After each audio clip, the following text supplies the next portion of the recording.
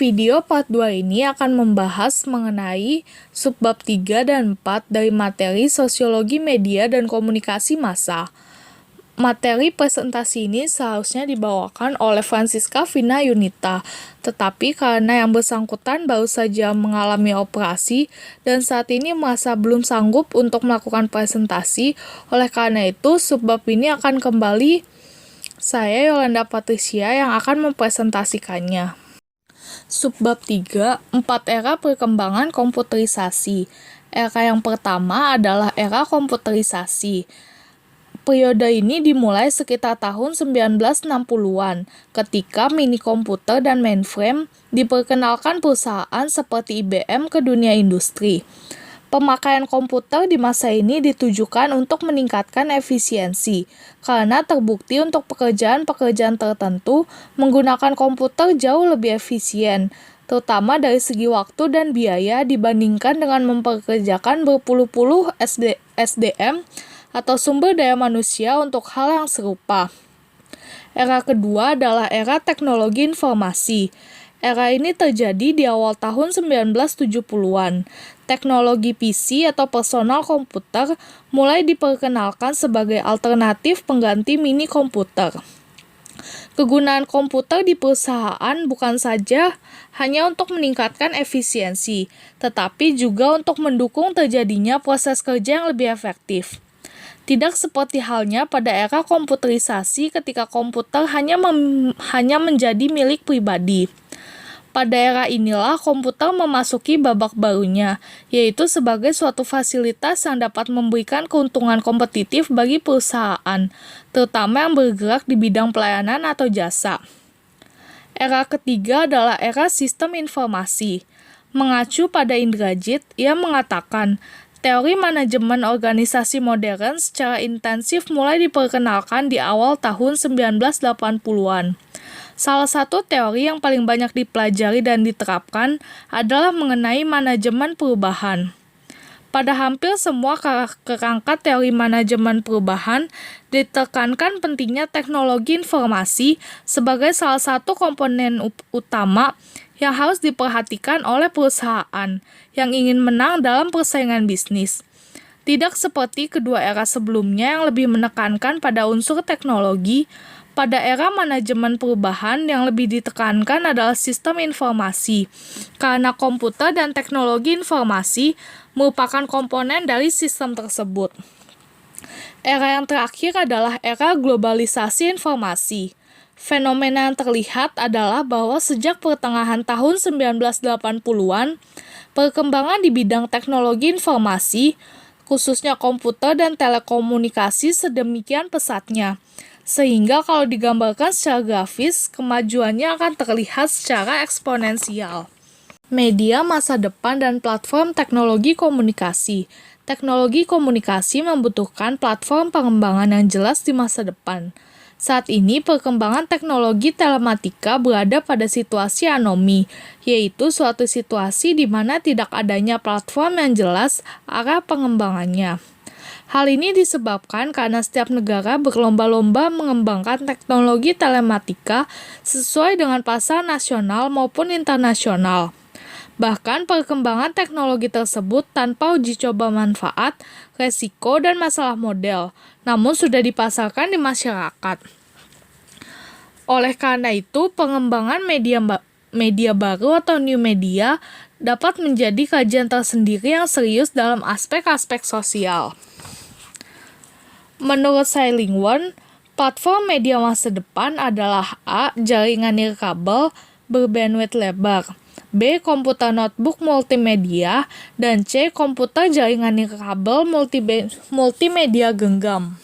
Materi terakhir yang akan kami bahas adalah mengenai adopsi inovasi dan sikap masyarakat terhadap media. Perubahan-perubahan sosial selalu dipengaruhi oleh hal-hal baru di masyarakat yang menciptakan suatu keadaan yang berbeda dengan keadaan sebelumnya dalam sistem sosial.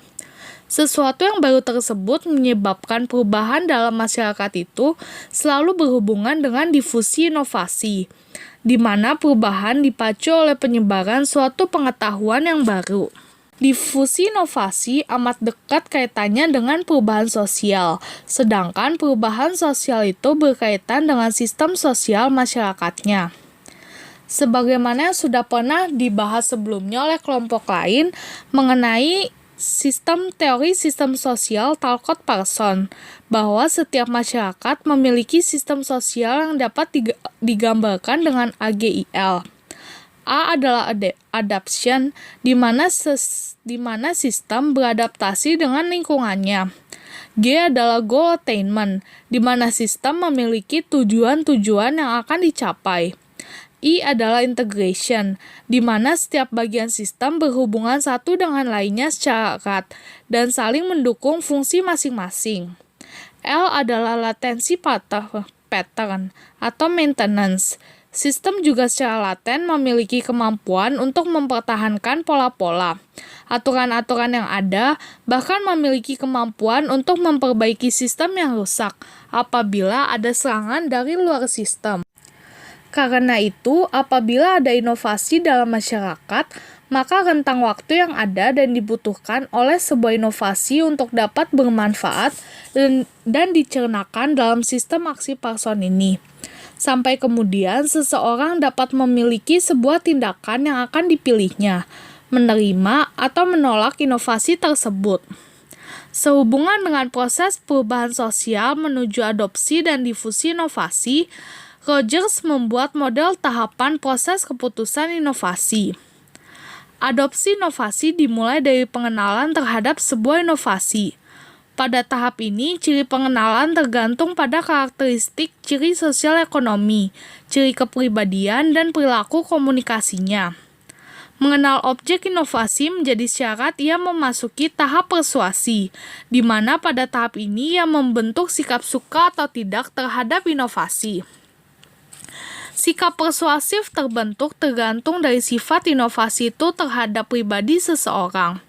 Apakah inovasi memberi keuntungan bagi pribadi tertentu dan sesuai harapan-harapannya di masa depan. Apabila inovasi sudah pernah dicoba hingga memberi kepercayaan pada dirinya.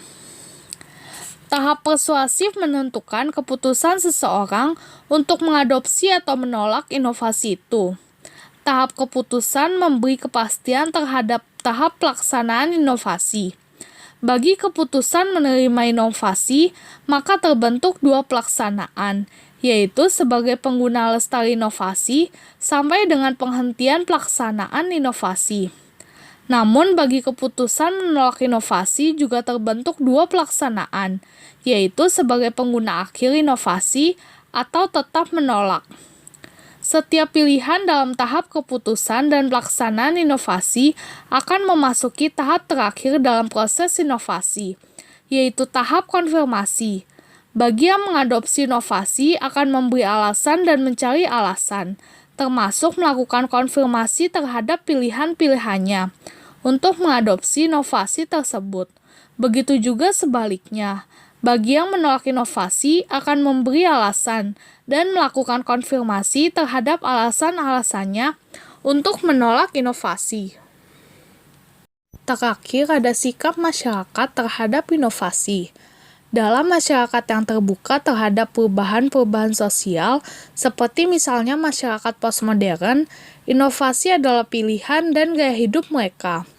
Namun pada masyarakat modern, melihat inovasi secara rasional, sedangkan masyarakat yang berada dalam proses transisi akan memandang inovasi sebagai sesuatu yang harus dicoba dan dibuktikan manfaatnya, termasuk dipertimbangkan untung ruginya. Sedangkan pada posisi yang terakhir, yaitu pada masyarakat tradisional, inovasi akan cenderung ditolak. Demikianlah presentasi kelompok 6 hari ini. Apabila ada yang ingin ditanyakan, bisa langsung bertanya di forum Google Classroom. Terima kasih atas perhatiannya.